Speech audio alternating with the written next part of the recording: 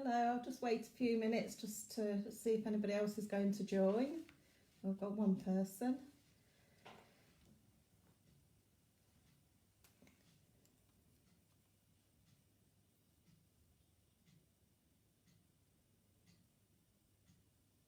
I must admit, I think Ruby has done an absolutely awesome job getting so many people to present at short notice, and I've been listening in this morning to some of the talks, and it's been really, for saying people have had so little time to prepare, it's been really, really interesting watching the presentations. So well done, Ruby. So I'm Sue Williamson, and I'm going to talk about force-free dog grooming. I am a dog groomer, but I specialise in dogs with grooming anxieties, so I tend to have to use force-free methods with a lot of the dogs because they cannot cope with traditional grooming methods. I do quite a few puppies, and they're sort of the only dogs I do now, apart from referrals from other groomers for dogs that are really struggling with the grooming environment. So I'm going to be talking about force-free grooming at home and in the grooming environment, the emotional impact of grooming, and how we can make the grooming experience easier for the dogs. And I should be using some case studies for that. So firstly, I'm going to start talking about what is force-free grooming. Force-free grooming is very easy to do at home, and later I should be talking about some of the techniques you can use at home to ensure that you can brush your dog without having to use force. It's actually more difficult in the grooming environment because once we've got a dog in the salon, I am a one-to-one groomer, so I don't have to worry about having other dogs about, so I am lucky in that respect. But as soon as my salon door shuts, the dog is held here by force, albeit just a door, but they can't get out. So in effect, they're being held here almost by a hostage situation. So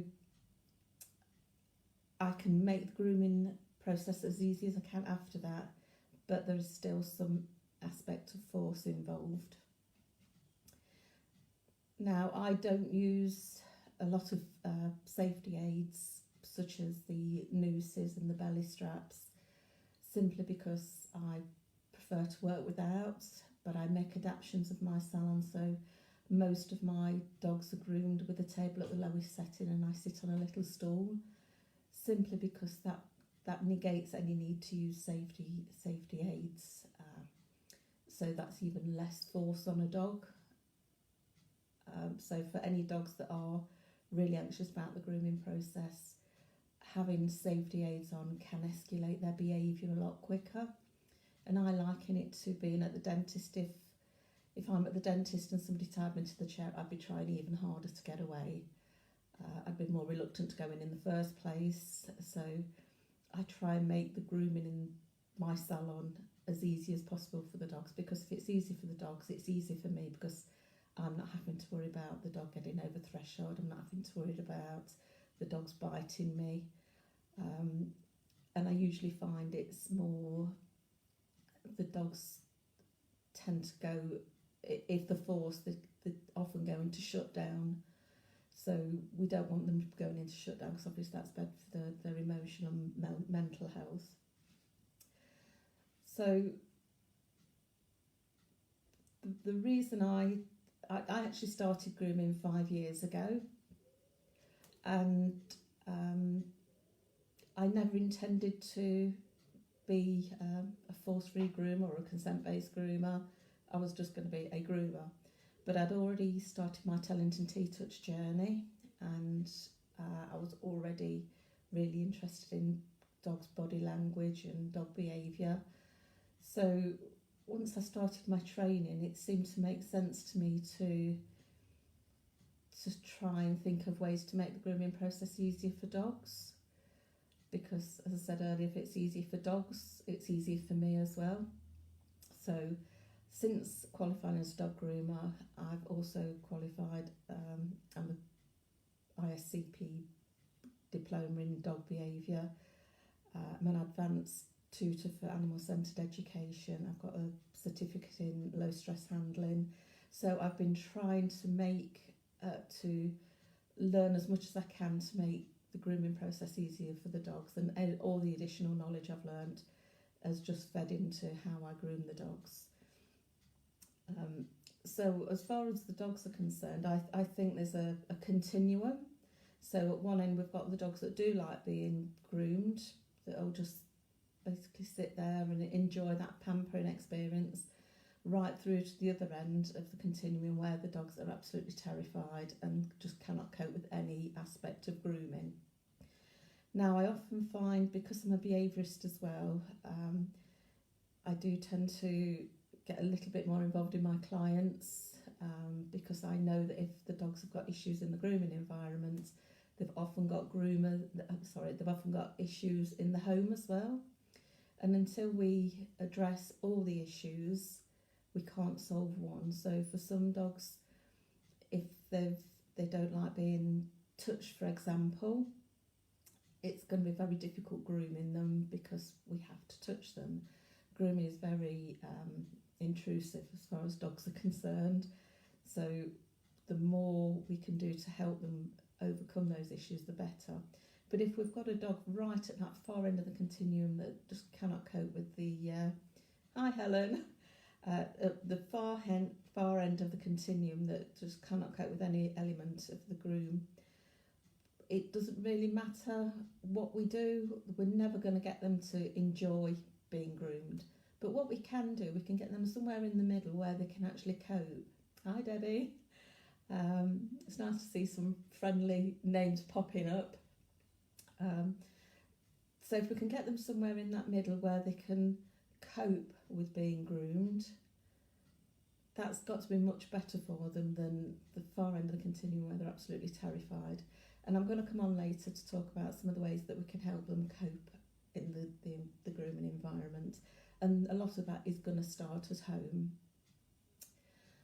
So I get a lot of feedback from groomers about using safety aids.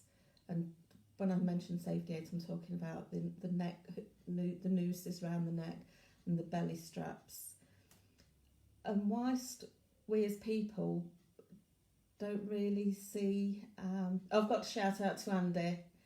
Hi.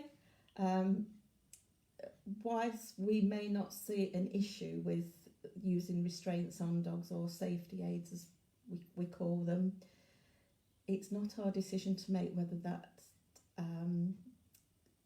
safety aid is aversive or not. That's the dog's emotional response to the belly strap and the neck nooses as well. So whilst a lot of groomers will say, well, they've only got a neck noose on or they've only got a belly strap on, that's not hurting them. But if the dog is averse to those safety aids, that's a problem.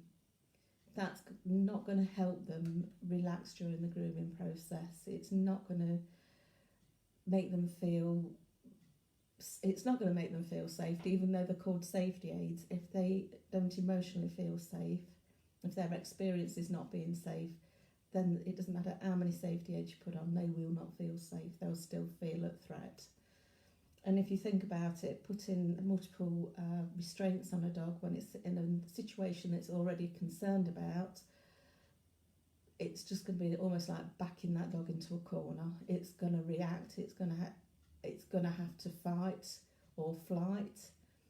And if they've got safety aids on, the reactions of the fight and flight are going to look pretty much the same. They're going to be thrashing about on the table. They're going to be making it very difficult to groom. The more agitated their behaviour becomes, the more dangerous it comes to groom. You know, if we've got a dog thrashing about on the table and we've got a pair of scissors in our hands, then it can get quite difficult, and that's when injuries are more likely to occur. And obviously that's more when bites are going to occur as well. So whilst I do talk a lot about safety aids in the grooming environment and the negative impacts it has on dogs, it's not because I'm criticising groomers. It literally is because most dogs find them aversive. And if we're intending to make the grooming process as force-free as possible, then the safety aids become an issue for us. So I'm going to have to talk about the emotional impact and the emotional experience of the dog because Andy is watching. And if anybody's not heard Andy Ale talk about the emotional experience of dogs, then please do so. I'll share some links later where you can hear him talking about the emotional experience of dogs because it really resonates with me and it just all falls into place and makes it so much easier for me to understand why I groom this way, basically. I do sometimes feel like I'm being a bit airy-fairy and living in cloud cuckoo land, but it really is for the benefit of the dog's emotional experience. So, as I was talking about earlier about aversives, the dog's emotional experience will be personal to them. So some dogs will be able to cope with all the grooming aspects, some will be able to cope with some of them, and then we've got some dogs that can't cope with any of them. And whilst we can improve the way they feel about the emotional experience, we've got to be aware first that they're having a difficult time. So to identify that they're having a difficult time, they're going to be giving us calming signals to start with. We're going to get the lip licking, the slow blinking, the yawning, and then we're going to get escalations to the behaviours where we might start getting a bit of vocalisation, a little bit of scrambling, perhaps a little bit of growling. But then if we're still ignoring what's happening to that, if we're still ignoring their outward response to how they're feeling emotionally, we're going to start getting the air snaps, we're going to be getting the scratching, we're going to be getting the bites. So if we can change what they're doing right down at those lower levels when they're just doing the calming signals, we're going to be safer ourselves and the dogs are going to be safer as well. Hi Juliet. Juliet's her dog's one of my clients, so I'm glad to see Juliet's watching. So if we've got a dog that is really concerned about the grooming environment, what can we think about doing to help that dog? Now, a lot of owners are not going to like this, but this really starts at home. We have to make our dogs able to cope with a grooming experience. When they come to us in the salon, they've got a lot of information to already start processing. So I try and keep my salon quite neutral. In fact, one of the most powerful smells in my salon is actually Pet Remedy. I spray Pet Remedy before every dog comes in because I just feel that it helps calm them down a little bit. And if you use Pet Remedy at home, that has a double bonus because they're used to that smell. That smell reminds them of being at home. So if you use Pet Remedy at home and you've found that it really helps your dog to be calm, text them into the salon or recommend that your groomer uses Pet Remedy for your dog, or just squib some on a hanky or buy one of the wipes and take in as well, so they've got a familiar smell. So as I say, I don't have strong pet smelling shampoos, and I don't have perfumes that I spray on dogs afterwards. I try and keep my salon smelling as neutral as possible, just so that's one less thing the dog has got to process when it comes in. But it's also about giving the dogs time to adapt to the salon as well. So I use animal-centred education, free work when they come in. I don't groom a dog the first time it comes into me. They all get an animal-centred education, free work experience. So that helps them to process information in my salon. So we're talking about the smells in my salon, the sounds, the sights, getting used to me, getting used to the equipment I use. So that's all they're having to process that already. So if you've got a dog that you know is a little bit anxious about being groomed, you take them to the salon for the first time, they've got all this additional information to process, plus they're trying to process the fact that they don't like being groomed, and a stranger has got them on a table high up with safety aids on, trying to brush them.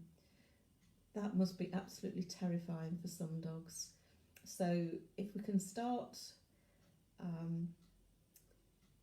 building up confidence of everything else at home that we can do, so I'm talking about brushing, about having the legs lifted, about having the claws clipped, the tail lifted, the head. I also find this is a difficult one because many groomers hold the chin fur on dogs to hold the head still. Just let me grab my stuff here. The way we are trained to hold a dog's head while we're scissoring the face for safety reasons is to hold that chin fur. So for a dog at home that has never had that done at home, having to cope with that in a grooming salon is massively scary for them, and that's when dogs start thrashing their heads about and pulling away. I don't actually use that technique, I use a chin rest. I teach my dogs to do a chin rest, and then I get the owners to reinforce it as well where we have issues with faces. So how can we manage that desensitisation, I suppose, at home? Unfortunately, I think this is a massive part of puppy training that's missed out on. It's rare that we see a puppy training course that incorporates dog grooming, and I think it's a really big omission. Because for me, I know I'm biased because I'm a dog groomer, but I think it's much more important to teach your dog to be able to sit on a table and have a pair of clippers on it than it is to say, go between my legs. Yeah, it's nice to have a dog that goes through your legs and is able to do tricks and treats, but I would much rather, from a personal point of view, I'd much rather a dog be able to cope with grooming that it's got to have done. We've seen an increase in the poodle crosses, you know, your labradoodles, your cockapoos. In fact, everything's crossed with a poodle. And the poodle coat itself is difficult and time intensive to manage. I've got 2 poodles myself, so I know exactly what the situation is where poodles are concerned, but the majority of the dogs that get referred to me are actually cockapoos. There is a massive problem with, not a problem, but I think the majority of cockapoos do struggle because they have got such curly coats, and then they don't like being brushed, and they get matted, and then that makes the brushing even worse for them. So if we can start introducing grooming training into puppy classes, that would be absolutely awesome. And whilst you might think that some of you do include grooming and handling, that's fantastic. And I am actually putting together an online course, and I may do it as a book as well, to start puppies off on the right track when it comes to grooming. If you get a puppy and introduce grooming positively from the day you get them, it doesn't become an issue. Honestly, the puppies I groom now, that I've groomed from probably 12, 14 weeks, I don't have a problem with those dogs at all. They're really good. They just let me do what I've got to do because they've been trained properly from the word go. It's the dogs that I get referred to me that I have more issues with. Oh, puppy school do it as well. That's fantastic. If you are a trainer and you don't know how to introduce or include the grooming elements into your puppy training, please do contact me. I'm more than happy to help and put a plan together and talk about what you need to include so that the dogs are ready to be groomed. I would also say one of the big things you can do is find a groomer even before you get the puppy, if possible. Find a groomer that you feel confident using. Get referrals from friends, not necessarily on how good the styling is, but how they handle the dogs. Visit the salon. It's more difficult at the moment through COVID because you can't, but if you've got, some groomers now do videos. If it's a high street shop, you can walk past and have a look, see how they're handling the dogs, referrals from friends, and talk to the groomers, ask about what their puppy introduction packages are, and if they say the first one they just get a bath and their hygiene area's done and the face is trimmed, you don't want that. You don't want your dog being groomed, your puppy being groomed the first time you take it to a grooming salon. You want to be able to take them, to let them absorb all that information I was talking about earlier, all the smells, the sounds and the sights. You want them to build a relationship with that groomer as well. So all this is really important. Sorry, Juliet's just put, Sue's puppy grooming techniques are brilliant. Bella still has a way to go, but she's a lot better than she would have been without. Unfortunately, I think with Bella's a golden doodle, big curly girl. COVID's not helped her because we've not been able to have as many sessions as I would have liked to have done during the introduction because we weren't allowed to have the owners in. Outside of COVID, when I get a new dog into my salon, I let the owners stay. And then that also gives me the opportunity to train the owner how to train the dog. And it also means that we're both using the same techniques as well. So going back to the home, once you've found a groomer that you want to use and you've got your puppy, start as soon as you can by using different things on your dog. So for example, make sure you can touch your dog all over with your hand and watch the dog's body language. If the dog, I'm holding the dog, but I wouldn't normally hold the dog. I'd normally let it like sit on a sofa or on its bed and just stroke all over and start to pay attention where they tense up a little bit or they give you a calming signal, because they're the areas that you might need to do a little bit of extra work on, including the feet. You need to be touching those feet as well. The tail, can you lift the tail up and down? Not as heavy as I'm doing this, but just gently stroke the tail up and down. Can you look inside the ears? Can you look inside the mouth? Can you lift the legs?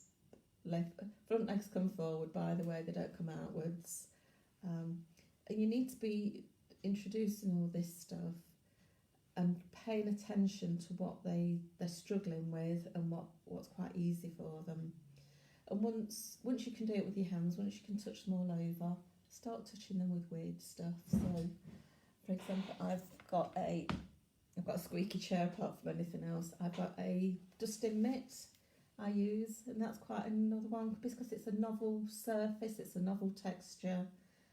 And although this might never be used in the grooming environment, it's just getting your dog used to having different things touch it. So I often have a paintbrush. I'm not going to get up and get my paintbrush. I've got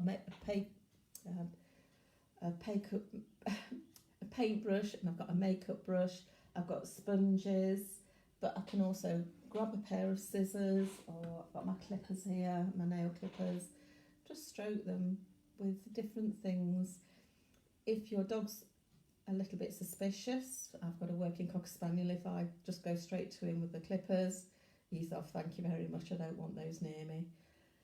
But if I let him sniff them and just get a feel for them, and then I can start stroking him with them, and I'll stroke down his legs, and eventually I can get to his claws. But if you're not just a dog owner, but if you're a dog owner and you don't want to clip claws yourself, just do all the preparation work for the groomer. Get the dog used to having the legs stroked with the clippers. You can tap on the paws or tap on the claws eventually.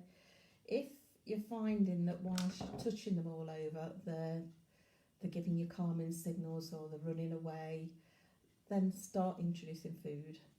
Food is massive. I use food in the salon all the time. In fact, all my puppies, whilst I'm introducing each element of the grooming process, this food there, I want to be able to give them a good experience, using food alongside desensitisation and counter conditioning just makes it so much easier. You know, I have licky mats in here with things like liver paste or peanut butter if nobody in the family is allergic, cheese spread, yoghurt, whatever I've got handy, I'll just spread on, and I'll put that on the table while I've got the dryer in the corner, the opposite side, and I'm just watching the reaction of the dogs to make sure that they're not overwhelmed, and then I'll gradually move my dryer a little bit nearer. But again, you can get your your puppy at home used to the air dryer.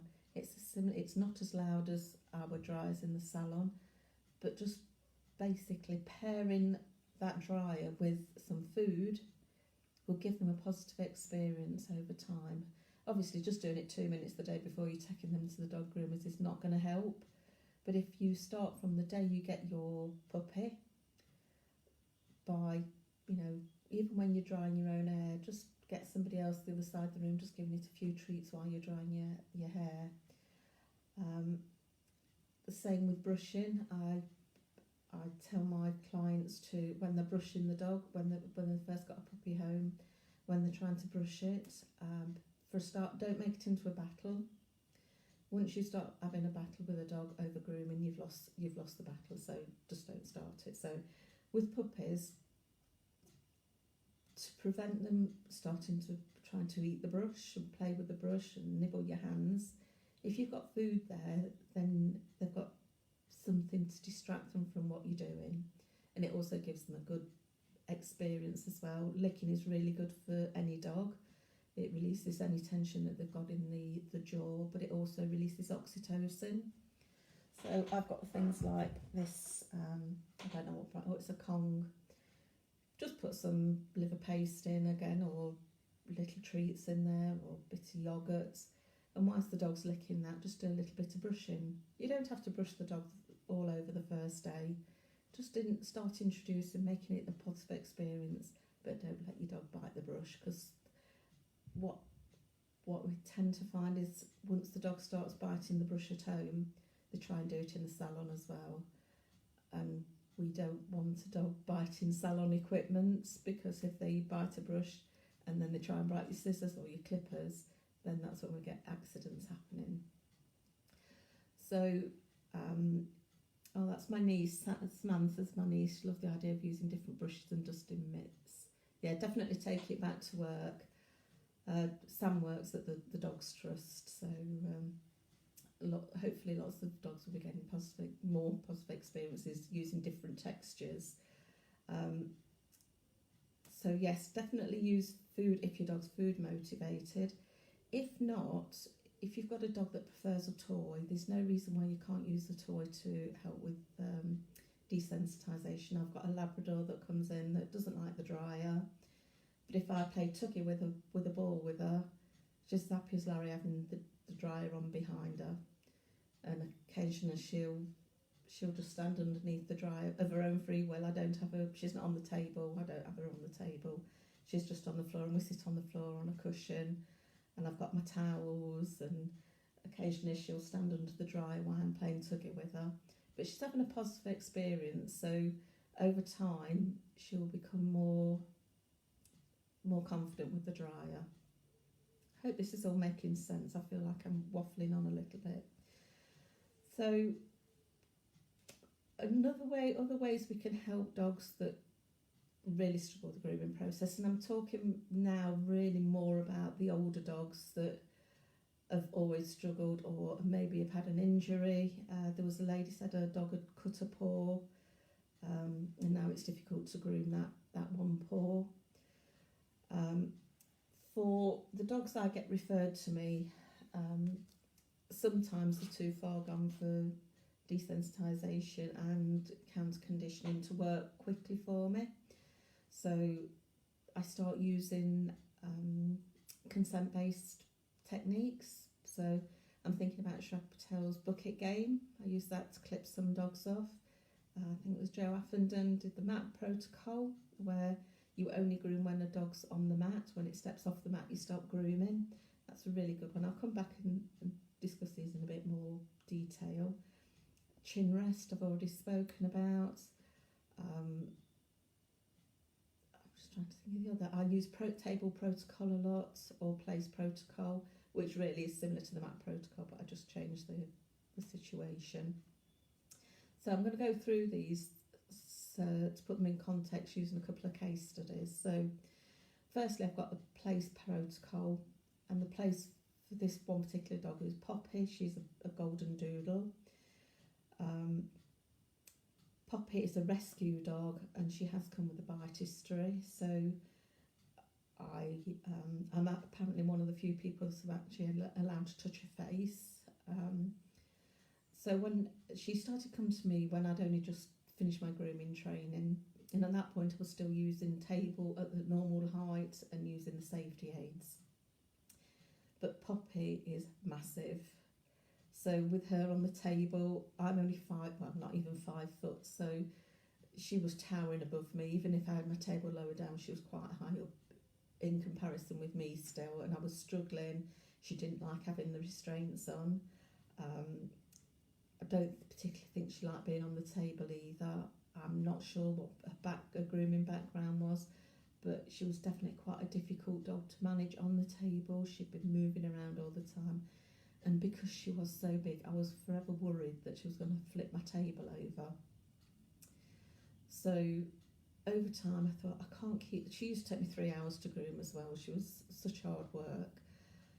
So I knew I'd got to find a different way to groom Poppy, particularly with the bite history. So one day I thought, actually, I'm going to try my table low. So I took the restraints off and had my table low. And immediately she was much more relaxed. She laid down on the table while I was drying her. She was able to cope much better. But the next time she came in the salon, she didn't want to get on the table, and because she's so big, there was no way I was going to be able to lift her onto the table. Even at its lowest setting, she wasn't getting on the table, but she actually turned around and she laid down on the floor. And I thought, fine, if that's... Oh, thanks, Jo. Yeah, my hair needs a hairdresser as well. I haven't had my hair cut for a year now. So going back to Poppy, yeah, she came in my salon and she just lay down on the floor. And I thought, there's no way I'm getting this dog on the table. So I thought, I'm actually just going to get down on my hands and knees and clip her off on the floor. She just lay there. It took me 15 minutes to clip her off. Normally it would take me 3/4 of an hour, because she'd be moving about on the table, she'd be pulling her legs up and down, she'd be trying to get away from me. But she just laid down like a princess on the floor and just pamper me. Anyway, I finished one side and I thought, I'm going to be in trouble now because I'm not going to be able to groom the other side. So I just clapped my hands and she stood up and she literally just turned over so I could groom her other side as well. Hi Ruby, you've done a fantastic job pulling all this together in such short time. So I was able to groom the other side. The only thing, she's not over keen on getting in the bath. She's okay when she's in the bath, but she's not keen on getting in. So we do have to encourage her in with treats. But I also have to give her time to settle. If I start bathing her the minute she's in the bath, she'll start growling at me straight away. So I just let her get in. I'll do a bit of tea touch on her. And then when I think she's started to relax, then I can start bathing her, and that keeps me safe and it keeps her safe. Again, she's not over thrilled with the dryer, so by clipping her off, we're not allowed to clip dogs off before we bath them now due to COVID, in case they've got any on the coat. So what I'm tending to do with a lot of dogs is bath them, quick towel dry, and then clip them off. So that's what I'm doing with Poppy at the moment. So by the time I've clipped her off, she's almost dry anyway, so I don't have to worry too much about drying her anymore. And it just makes it so much less effort for me and so less stressful for her. So Poppy has gone from 3 hours to 2 hours for her groom, which obviously is better for both of us. She's not away from her owner so long, and she doesn't get separation anxiety, but I don't like to keep dogs, if I can get the groom done in 2 hours using low stress force free techniques, then then that's better than 3 hours stuck on a table where we're stressed for 3 hours. So now Poppy has got the choice. If I'm love you, Sue, making a huge difference in the grooming world. I know many will be inspired by your message. Oh, thank you, Andy. That really means a lot to me. So with Poppy, now she's at complete liberty. She can lay down on the floor. If she needs to get up and have a wander around the salon, she can do that. I've not got a pin down. She's got all that freedom. But to be quite honest, Poppy never does. She just lays there and lets me do it.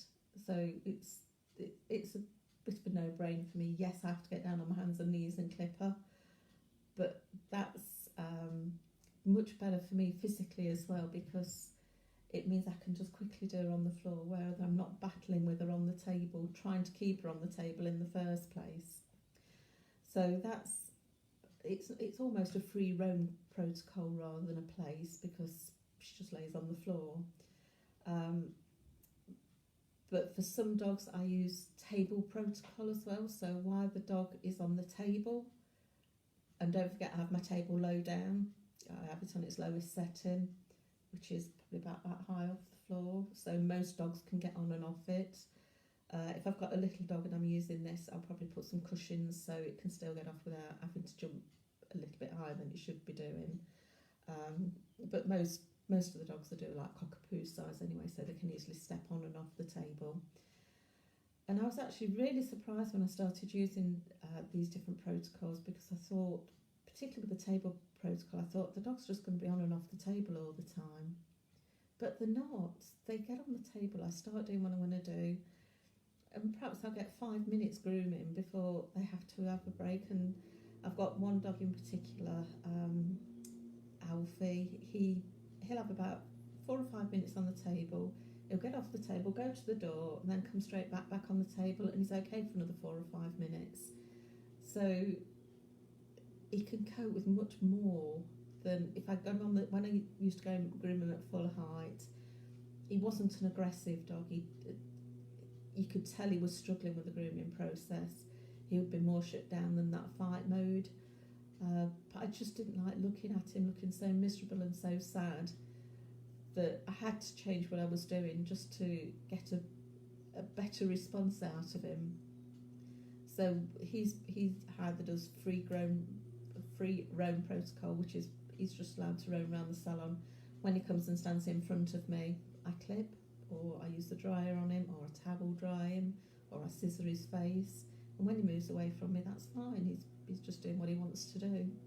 But again, I use the table protocol for him as well sometimes. I find the free roam protocol is better for him when he's a little bit more anxious, rather than force him on the table that he may find a bit more difficult. So by combining 2 or 3 different protocols, I just make it less stressful for me as well, because I can relax. I'm not having to panic about the dog on the table, whether it's going to bite me or not, because I don't let the dog get to that stage where it's so anxious that its only ability to be able to stop me from grooming is to start showing aggressive behaviours. And I totally understand that those aggressive behaviours are reflexive. They're not doing it thoughtfully. It's just a reflection of their emotional state, which I think is a massive that's a massive issue in the grooming environment, in the grooming industry as a whole.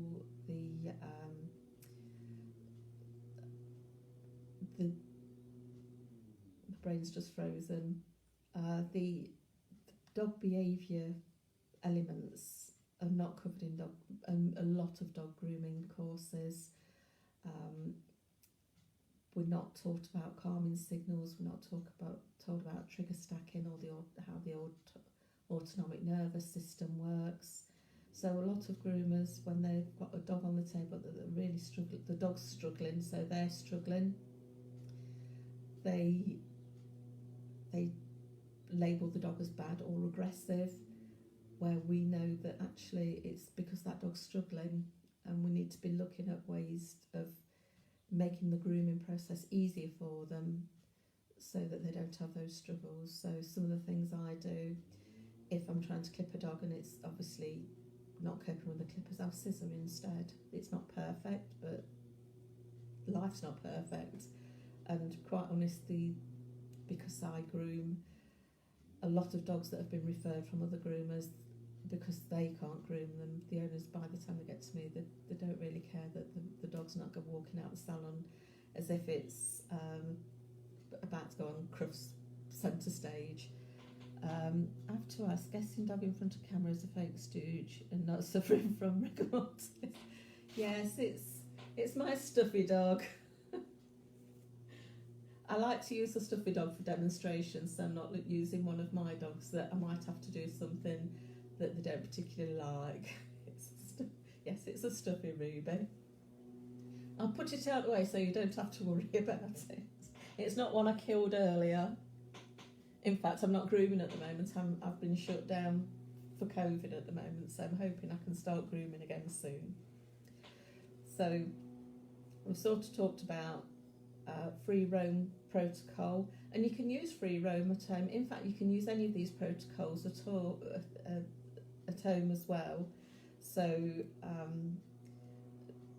place protocol's really good at home. So if you've got a place on your settee that you can teach them to be happy in that place, and then you start doing the handling training there, just make that area really positive for them. Or you can put a blanket on it, and then take that blanket, or welfare check, yes, I must mention that as well. If you can train your dog to be on a blanket whilst you're grooming, so you can take that blanket or towel or cloth into the groomers and ask them to use that as well. Again, it's something familiar. They'll tell the groomer how you use it, that when they're on the mat you groom, and when they move off you stop grooming. But one of my favourite techniques, I came up with this when I had a Shih Tzu that used to come in. I'm really sorry about the noise in the background. If you can hear it. I've got building works a couple of doors down that they keep making noises. Every time I start recording something, they'll make noises. So I'm sure they're doing it on purpose. And it's something I call truss brushing. So for this, I'm going to use. I've got a comb. I'm in my grooming salon, of course. I've got a brush handy. So for truss brushing, I tell owners to start at a place where the dog's comfortable. So that might be the shoulder. Just do one brush, take the brush away, and watch your dog's response. It's almost like the 3-second patting rule. If they're okay with that, just doing one brush, you can do a few more brushes. If the dog's still relaxed and not moving away from you, then do a few more. Anytime they show calming signals or they try and move away, you let them. Again, when you're doing the truss brushing, there's no restraints on, and it might be best to do it somewhere where the dog's already comfortable. When the dog's calm, it's no use trying to brush your dog when it's racing around the house having zoomies. You want your dog nice and calm. So I'm just going to go back a bit because I forgot to tell you the rest of the story about how I came up with truss brushing. I had a lady come with a 1-year-old Shih Tzu, and it had a really bad experience at the previous groomers where she'd shaved the neck and she'd actually cut the neck while she was shaving, which obviously then gave them a really bad negative experience of being groomed. But she brought him to me and he was matted all over. And I thought, fine, he's had a bad experience at the grooming salon. She's probably been a bit reluctant to bring him to a new salon. So anyway, I clipped him off, passed him back over, and she brought him back a little while later, solid matted again. And I said, why are you not brushing him? And she said, because he won't let me. He runs away, or he pulls his legs underneath him, and then I have to hold on to his collar to hold him still, and that makes me even more upset. So we needed to come up with a way she could brush him on his terms where he could cope. So we came up with the truss brushing, and it says you just start off doing what the dog can cope with. So if all it can cope with is 2 brushes, that's all the dog gets. You just try again a bit later on, or you can add some food if that helps a little bit. I'm sometimes a bit cautious about using food because I don't want the dog to have any conflict there. I don't want them to be, if I'm at home, in the salon it has to be slightly different because of the time restraints we've got. But if it's with one of my own dogs, I'd rather use desensitisation, doing things slowly to get them more confident than using food to bribe them to have it done, if that makes sense.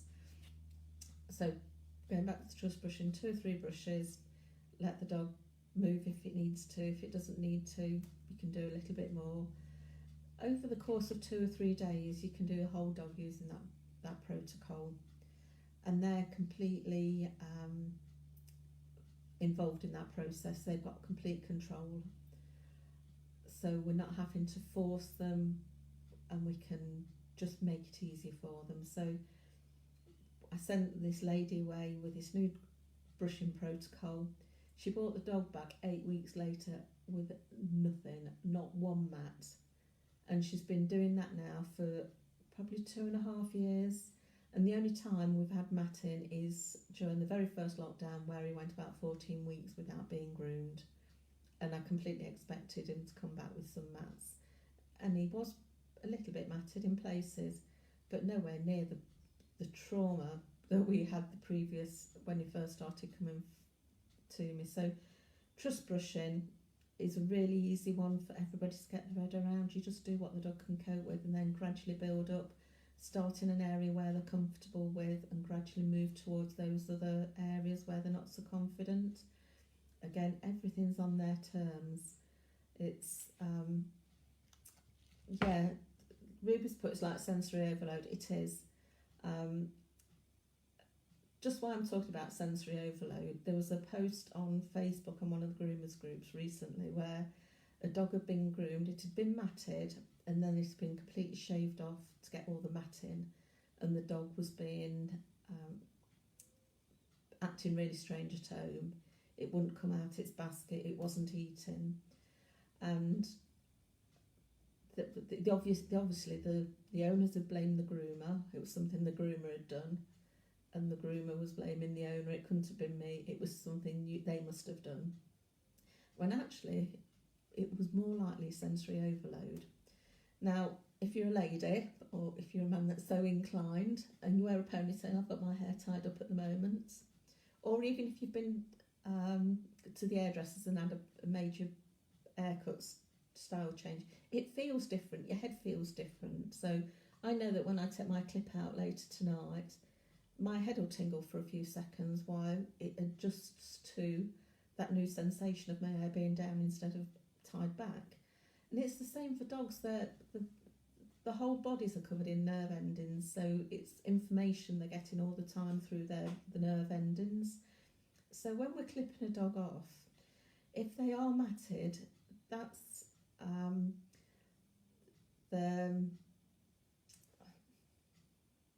it's uncomfortable anyway, but then we're releasing that matting.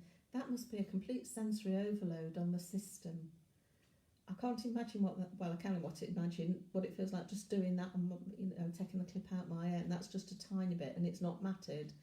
But to suddenly go from being almost wearing a straitjacket to having complete freedom but having no fur covering your skin, I can't imagine how much sensory overload that is. And that is, it's going to be cold, definitely colder. But the nerves must almost tingle all over, and it's going to feel strange. It's probably been quite uncomfortable and stressed why it's been being clipped off, because it's not a particularly nice process.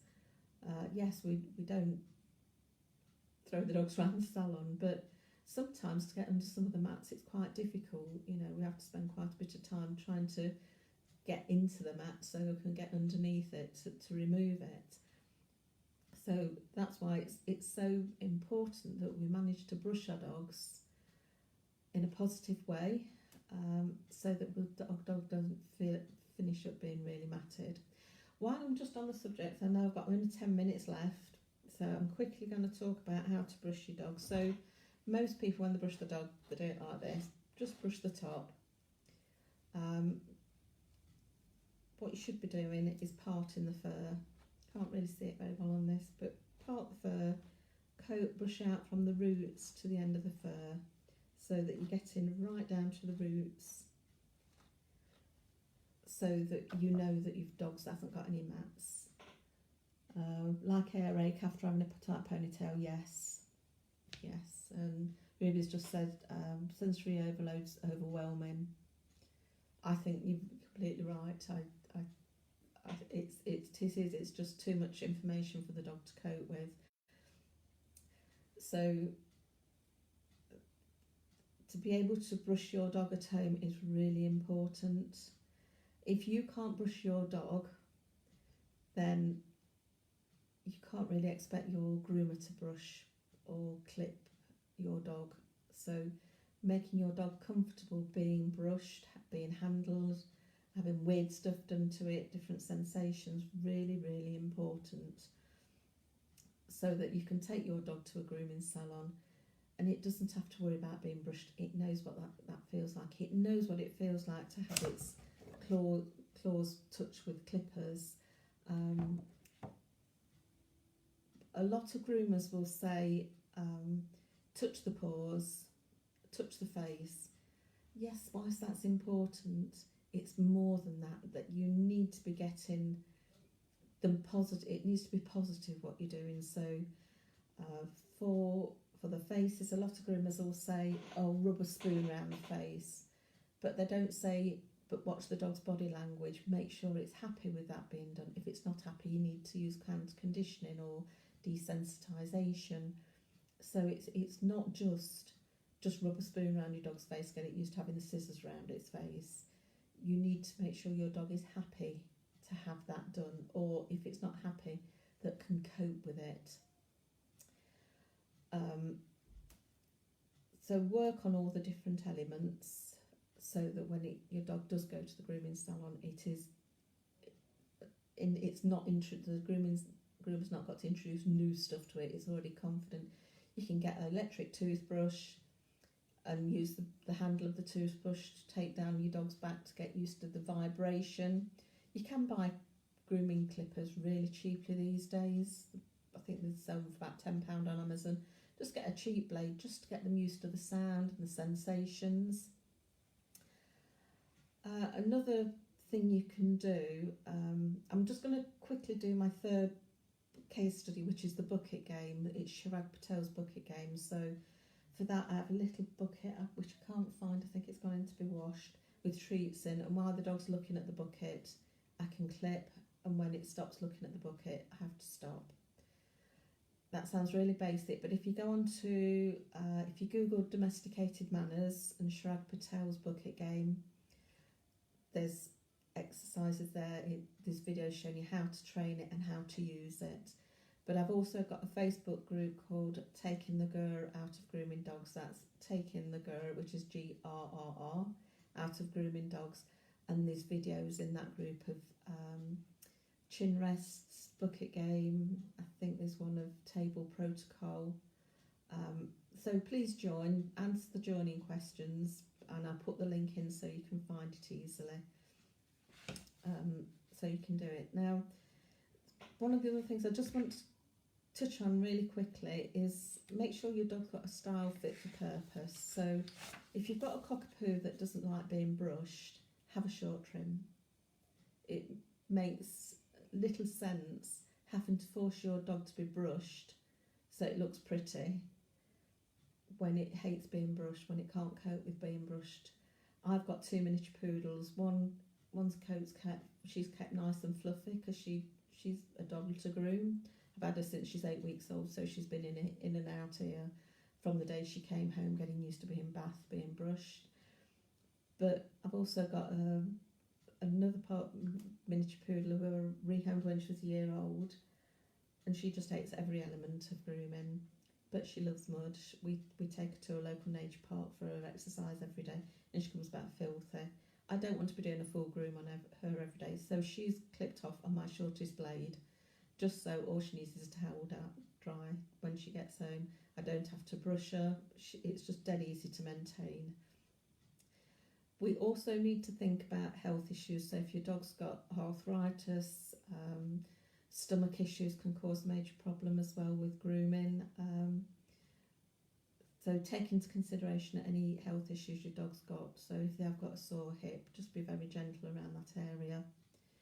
Work together with your groomer. It's really important that you ask questions of your groomer. How has your dog been? Has it found, what part of the groom's found difficult? What do you need me to do to help my dog cope better in the future? If your groomer is just telling you all the time, oh, they were good, they were absolutely fine, there was no problems at all, I'd actually question some of that, unless you know your dog is happy with all those, you doing them at home. So for example, if you struggle at home to brush your dog, and your dog appears to be brush aversive, but your groomer's telling you they were absolutely fine, I would question that, because I can't see how a dog not being able to be brushed at home but can at a grooming salon can happen.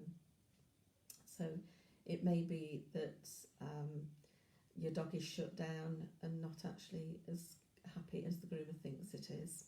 So really, quiz your groomer. I'm going to be really popular for that.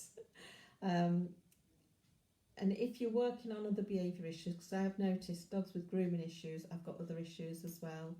If you're working with a behaviourist, get the groomer involved with the behaviourist as well, so that they can share information, and so your groomer's not doing something that will be going against what your behaviourist is saying. I'm going to quickly wrap up now because I've gone on far too long. I will put the link in for my Facebook group, but also, if you're interested, I have got 2 books. I've got Taking the Grr Out of Grooming Your Dog. That includes lots of information about basic dog behaviour, so looking for calming signals, trigger stacking, and how that impacts grooming. It's got all the consent-based protocols in there. It's got trust brushing in there. It's got animal-centred education, free work, and it's got some telling to teach in there as well. Or if you're a professional groomer, I've got Taking the Grr Out of the Grooming Salon. That is much more detailed. It's also talking about how to introduce puppies into new dogs into the salon, and the impact of all the different equipment we use, how to make a successful first introduction using animal-centred education, free work. They are available on Amazon, or you can buy them direct from me. They'll start looking slightly different shortly because I've just gone through a colour change on my business branding. So I've changed the branding colours on my books as well. But have a look at these. If you're struggling to brush your own dog, this is the one. If you're a groomer, get this anyway. I've had really good feedback on this. Ellen, I love your books. Lantona book to a customer recently, and they utilised some of the methods of great success. That's it. And honestly, all my new clients get a copy of my book, and it's great when they come back the next session and they're talking about, oh, she did this calming signal and she did that calming signal. And I've noticed this is a trigger for her, so it really gives them some additional information as well. I'm actually going to sign off now because I don't want to interrupt anybody, run into somebody else's slot. I'll put some links in for you. If you are a trainer, you want more information about introducing puppy grooming into your training processes, just give me a shout. I hope it's been really useful, and thank you for watching. Thank you, it's been so interesting. We're trying these methods with my dogs at home for sure. Great. I'm going to finish now because I'm aware that it's nearly 4 o'clock and somebody's going to be joining really soon to do that. Thank you.